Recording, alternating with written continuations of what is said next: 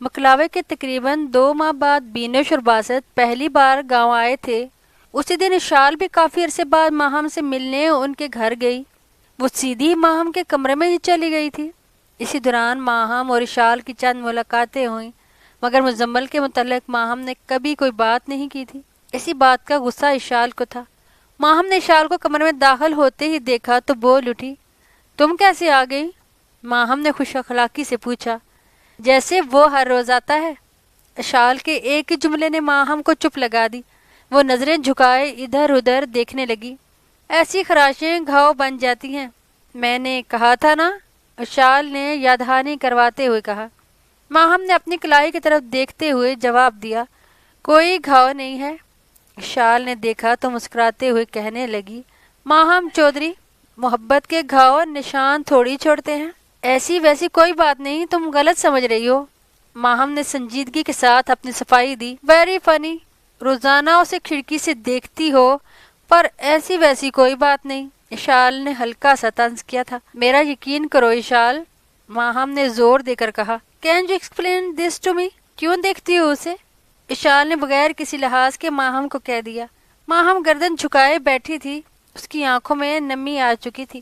ماہم چودھری، مجھے تم پر پورا یقین ہے، تم صرف اپنے دل کو یقین دلا دو کہ ایسی ویسی کوئی بات نہیں۔ زندگی کے فیصلے دماغ سے کیے جاتے ہیں، دل سے نہیں۔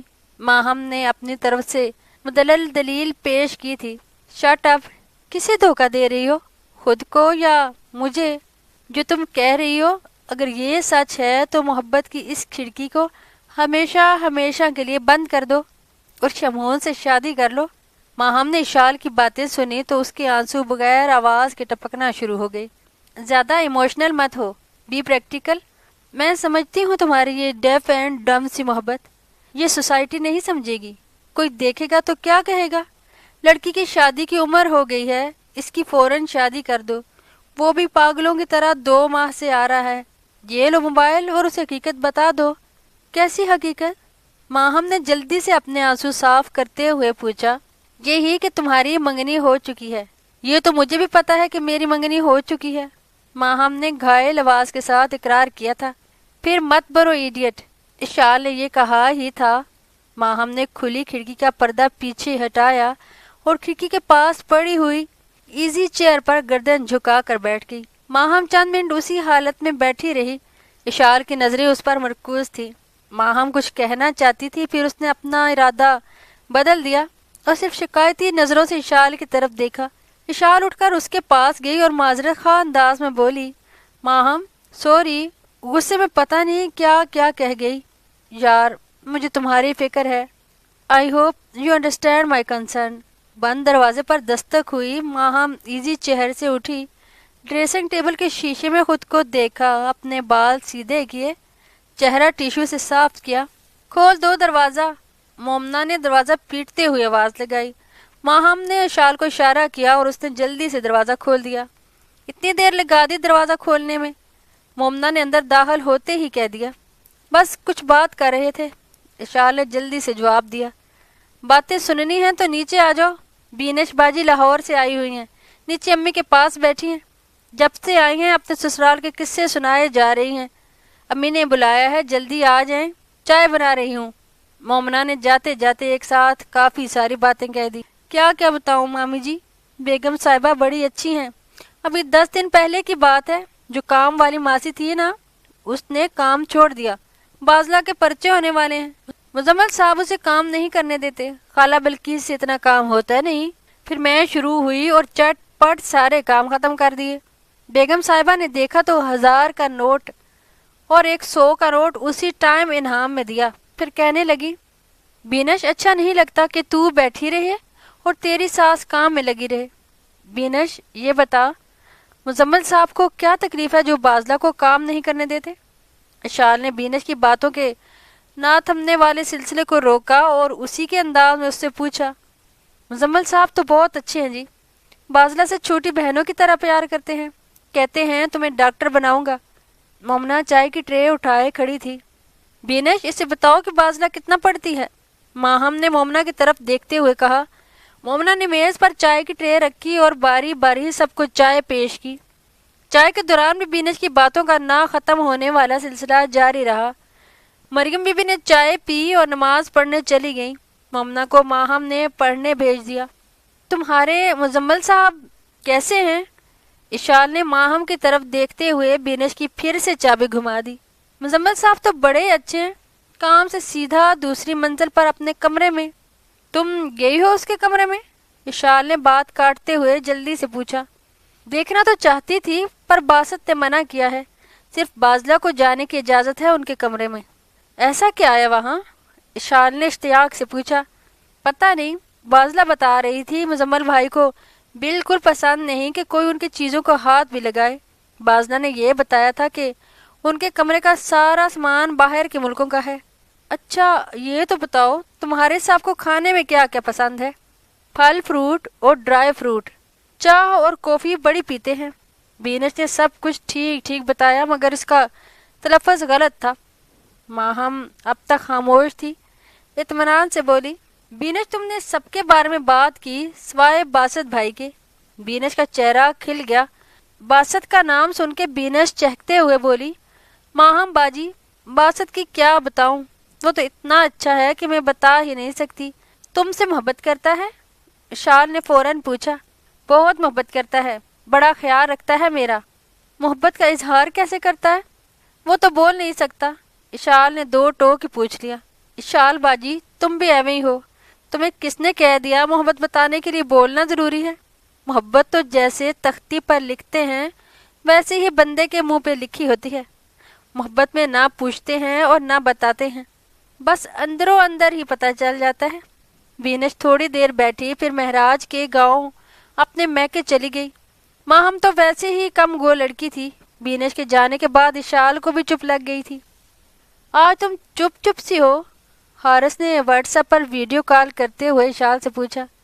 نہیں ایسی تو کوئی بات نہیں۔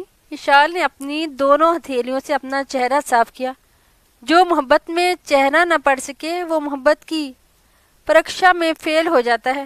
حارث نے موبائل پر اشال کے چہرے پر نظریں ٹکاتے ہوئے جواب دیا۔ کیا تم مجھ سے محبت کرتے ہو؟ اشال نے موبائل کی طرف سے گردن موڑتے ہوئے پوچھا۔ یہ سوال میں نے تم سے کبھی نہیں پوچھا۔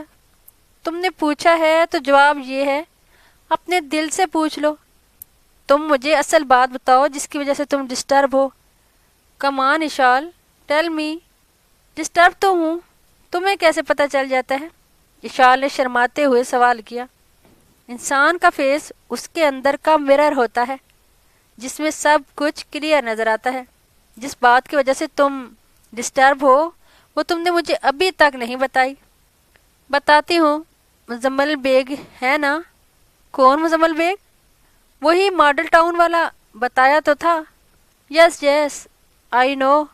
کیا ہوا اسے؟ کہیں پھر سے تو وہ ایکسچینج والا چکر نہیں ہو گیا؟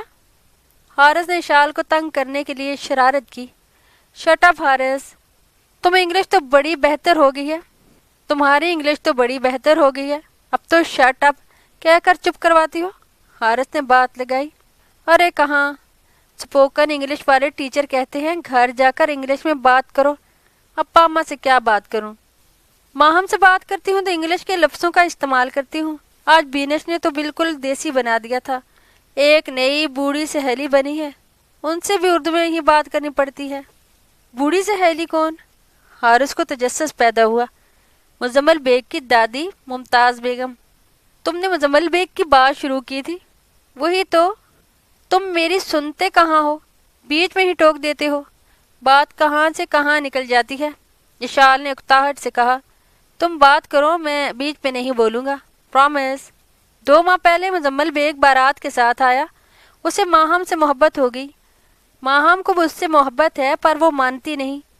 وہ ماڈل ٹاؤن سے روزانہ مہراج کے پچھلے 2 ماہ سے آ رہا ہے۔ فجر کی نماز کے بعد ایک نظر اسے دیکھتا ہے اور چلا جاتا ہے۔ تمہیں پتہ تو ہے ماہم کی منگنی شمہون سے طے ہے، جو وہ توڑنا نہیں چاہتی۔ کہتی ہے اپنے ابو کی زبان کا پاس رکھوں گی۔ میں چاہتی ہوں کسی بھی طرح مزمل اور ماہم کی شادی ہو جائے، جائز یا ناجائز کسی بھی طریقے سے۔ تم کیوں چاہتی ہو؟ ماہم کے لیے، شاید مزمل کے لیے۔ میں چاہتی ہوں میرے ماں باپ کی وجہ سے جس محرومی میں اس نے زندگی گزاری ہے اس کا ازالہ ہو سکے۔ میرے ماں باپ نے اس کے ساتھ اچھا نہیں کیا، وہی کچھ اس کے پیرنٹس نے تمہارے ساتھ بھی تو کیا تھا۔ مجھے تو اماں ابا نے اتنا پیار دیا کہ اپنے ماں باپ سے نفرت سی ہو گئی ہے مجھے۔ میں کچھ کہوں؟ کہو اشال۔ دیکھو تم گلٹی فیل مت کرو اشال، دیکھو تم گلٹی فیل مت کرو، تم نے مزمل کے ساتھ کوئی زیادتی نہیں کی ہے۔ جہاں تک ماہم اور اس کی شادی کا سوال ہے اسے وقت پر چھوڑ دو۔ تمہارے قصوں میں اپنی لو سٹوری تو گم ہو گئی ہے۔ میں جون میں آ رہا ہوں، حکیم صاحب کو بتا دینا، نکاح کر کے ہی واپس جاؤں گا۔ چودھری جی بیٹی کے ہاتھ پیلے کر دو، اس کے لچھن ٹھیک نہیں ہیں۔ شاہدہ بی بی چودھری شمشاد سے فکر مندی کے ساتھ مخاطب ہوئی۔ نہ ہوا کیا ہے شاہدہ؟ چودھری شمشاد نے حقے کا کش لگاتے ہوئے دھوئیں کے غبارے ناک اور منہ سے نکالتے ہوئے پوچھا۔ جب دیکھو اس خسمانو کھانے پوٹے والے موبائل پر ٹھونگے مارتی رہتی ہے۔ دھی نمانی ہے، کھیڈن دے چار دہاڑے۔ مجھے بھی فکر ہے، میں نے ملک وال میں ایک لڑکا دیکھا ہے اپنی شمائل کے لیے، لڑکے کا شیلر ہے۔ چودھری شمشاد نے حقے کی نلی رکھی اور اپنی ویل چیئر چلاتا ہوا اپنے پلنگ کے پاس پہنچا۔ شاہدہ بی بی نے دیکھا تو فوراً اپنے پلنگ سے اتری اور چودھری شمشاد کو پلنگ پر لٹانے میں مدد کی۔ چودھری جی ایسے ہی ہاں مت کر دینا، میں نے لڑکا دیکھنا ہے، مقدر والا ہے تیرا بیٹا، جو ماہم جیسی لڑکی اس کی زندگی میں آئے گی۔ ہاں جی بڑے مقدر ہیں، کہیں سے لگتا ہے ذمہ داروں کی دھی ہے۔ ذات ملوک نہیں ریت ملوک ہوتی ہے۔ چودھری جی آپ کے بھائی اور بھابھی نے کڑیوں کو پڑھائی ہی کی طرح لگائے رکھا ہے، 10 بندوں کا کھانا پکانا پڑ جائے تو دونوں بہنوں کو موت پڑ جاتی ہے۔ شاہدہ سمجھا کر، ماہم کے ساتھ 5 مربع زمین بھی تو آئے گی، پتر ہی ایک تھا ورنہ میں تو چھوٹی کو بھی باہر نہ جانے دیتا۔ شوکی بتا رہا تھا مہر شہید کی بہن ہے سنبل، میاں چنو میں نانکوں کے گھر رہتی ہے، میاں چنو میں نانکوں کے گھر رہتی تھی، پورے 6 مربع ہیں اس کے نام پر۔ مجھے تو اپنے شمون کے لیے وہ پسند ہے۔ شاہدہ بی بی تیری تو ماری گئی ہے مت، میں نے سنا ہے وہاں کسی لڑکے کے ساتھ پکڑی گئی تھی، نانی نے ہاتھ جوڑ کر واپس بھیجی ہے۔ چودھری جی ایسی ہی آوائی ہے، کوئی ایسی ویسی بات نہیں۔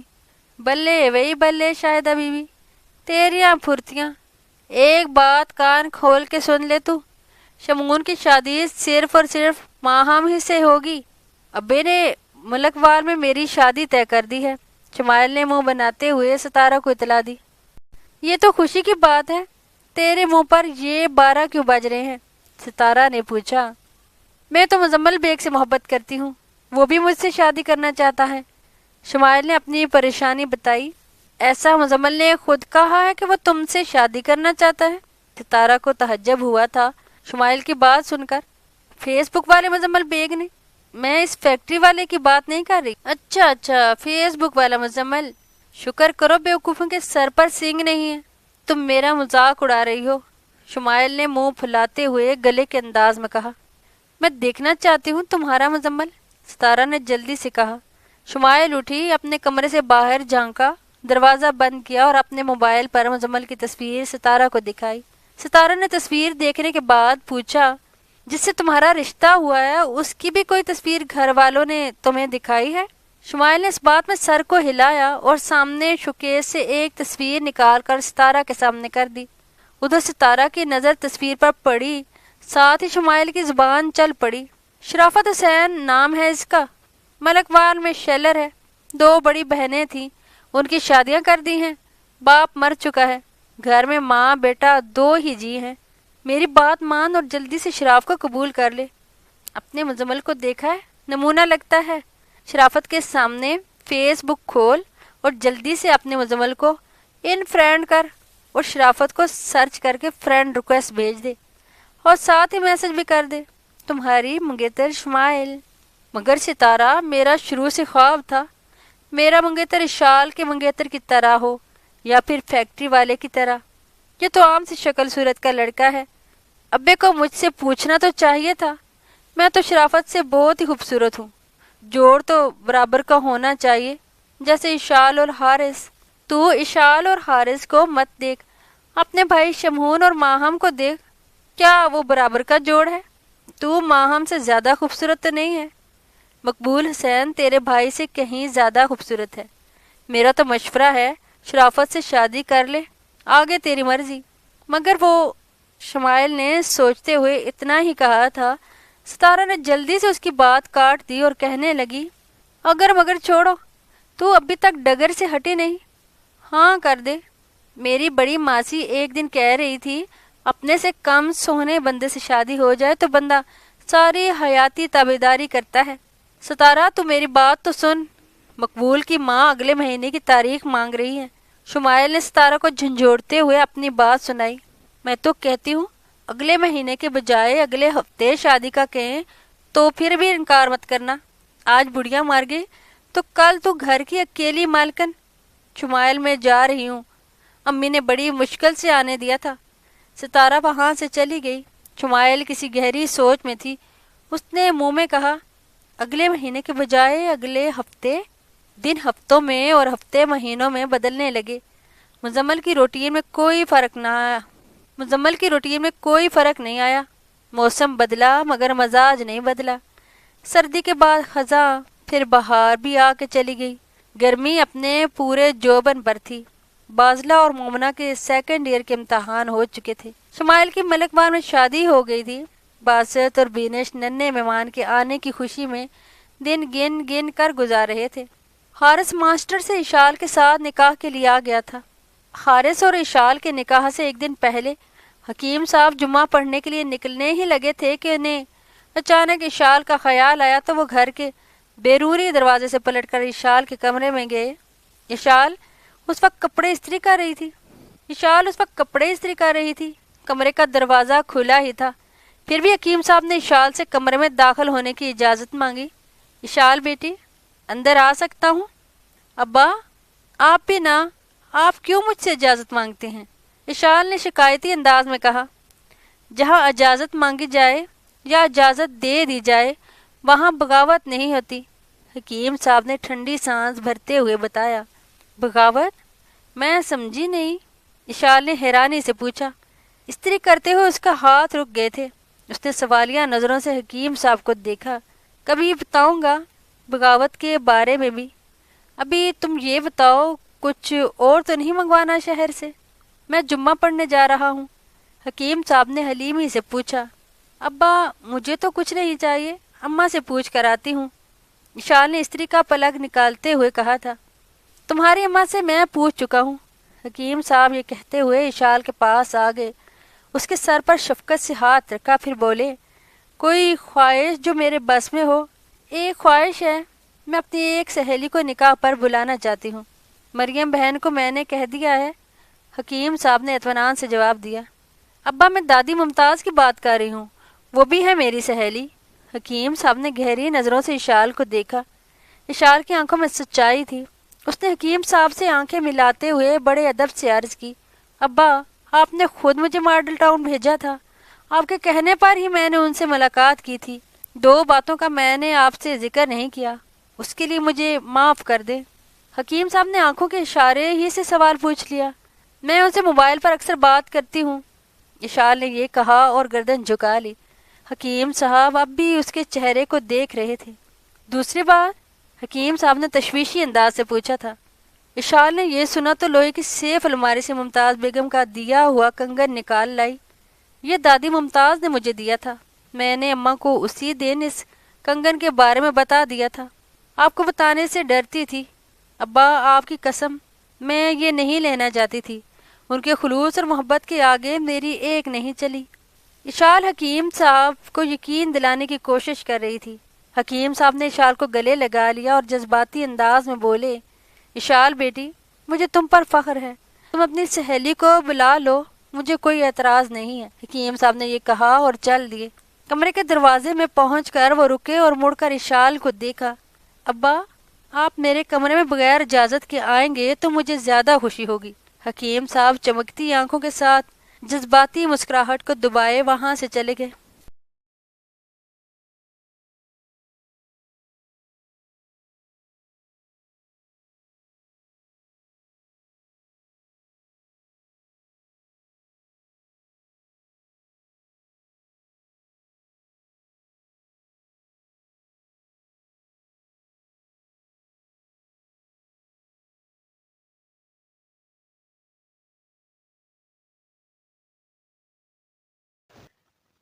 حکیم صاحب کے جاتے ہی اشال نے خوشی میں جھومتے ہوئے ممتاز بیگم کو کال ملا دی۔